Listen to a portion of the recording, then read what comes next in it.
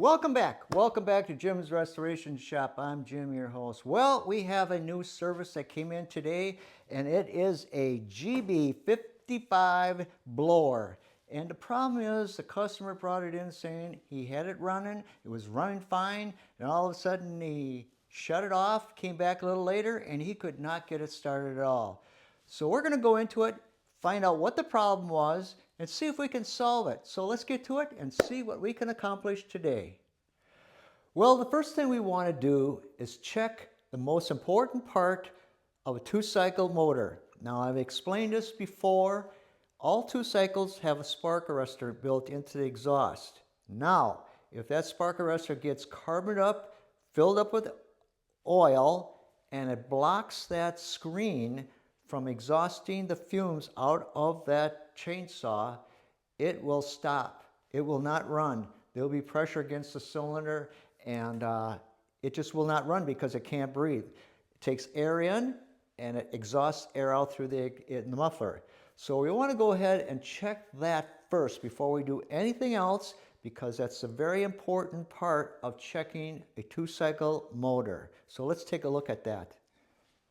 So normally what you would see here, here's the muffler right here. Now I already have removed the spark arrestor, which is down inside, and all those have either a screw on side or a socket head or whatever that may be mounted into the muffler. Just loosen up and pull out that spark arrestor right here. And what you're looking for here is to make sure that this screen here is not plugged up. This one here looks good. It's not plugged up, but if it was plugged up, it acts like a stopper, and it will not allow the fumes to escape from that muffler. And that will cause you to have back pressure. It would not run. It would be starving for air. So we can kind of phase and cut that out. So the next thing we want to do is I want to check the spark plug. We want to check for to see if we've got a spark, because without a spark, nothing's going to run. So let's do that next. So what I'm going to do is I pulled the spark plug out already, and if we can look at the plug, it doesn't really look that bad at all. But we're going to do is go ahead and take our spark plug tester now. We're going to stick this one in on the spark plug side, and then we're going to stick the spark plug in, make sure it's all the way in. We'll ground it out on the top of the head, like so. Now we should be able to see a spark go through the coil to let us know that we have a spark. So I'll get a hold of it here. Let me get you a better view so you can actually see that. Whoop, whoop, hope you guys are okay there. Oh my, okay, here we go. Oh, there we are, we got you. Okay, we'll put that in like so, and then we'll give it a pull. Maybe we're not grounded out very well here. Let me get it in here. Like that. Let's try that again. We got spark. You can right at the top, right here. Let me get you a little closer so you can see what I'm looking at here.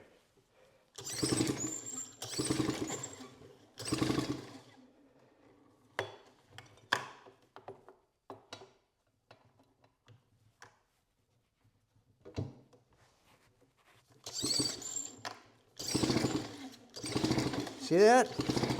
We've got spark. All right, so we've got spark there. So at this point, we have something else going on here.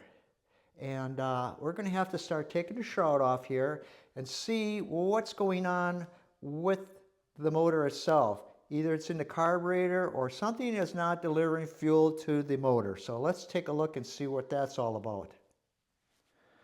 Well, you can kind of see we got the cover off around the flywheel here. And the first thing I could see here is that our choke purge button has got a crack in it right here.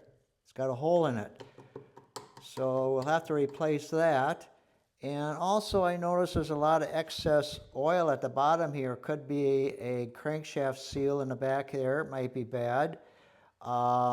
Otherwise, I think what we need to do is just kind of clean this up real well, change that, and put some fuel in it and see if it will run. I can't see at this point if there's anything wrong except for this choke button here, the purge button that you get at the start. So let's change that out and see where we are at that point. All right, we take our Phillips screwdriver. We're going to have to loosen up these 4 small mounting screws. And this one. And over here. All right. Awful little screws indeed. So we have that loosened up, and then I'll remove that and we'll get back to it. So now we have the purge choke button out. This was the old one here, which is really bad. It's got a hole in it right there. See that? Throw that away. And we have a new one right here. And the new one will go exactly right where that one was taken out. And we'll put it back on the carburetor. All right, you can see we kind of cleaned up everything a little bit here. We put the new choke button, purge button on here, and that should be able to work really good now. And yeah, let's put it back together again and put some fuel in it and see if we can get it to run. At this point, we have put the shroud back on.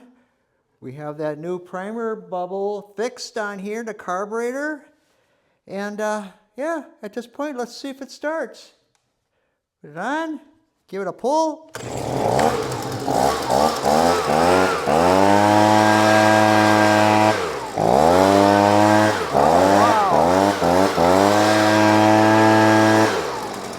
Wow.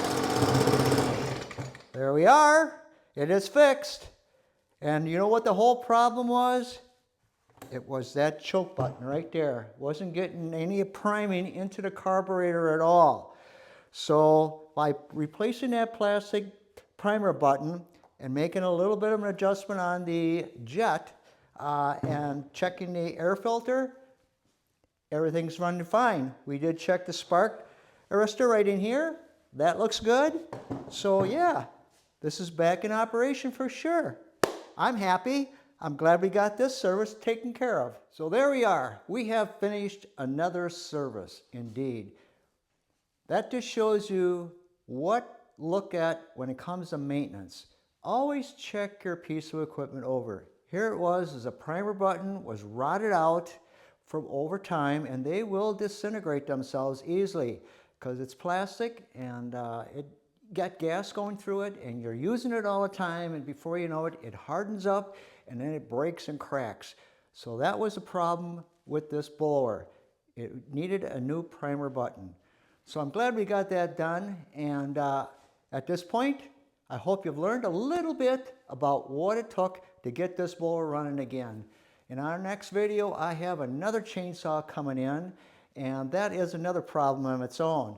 But we'll be getting into that on the next video for sure. So I hope you enjoyed a little bit of what I showed you today. Subscribe to the channel. I appreciate each and every one of you that do subscribe to the channel, and I learned so much from everybody out there that keep messaging me, and it is a great experience to try to help each other out. So at this point, I'm going to let you go. I've jibber-jabbered enough, and I'll see you on the next video. Take care of yourself. Adios.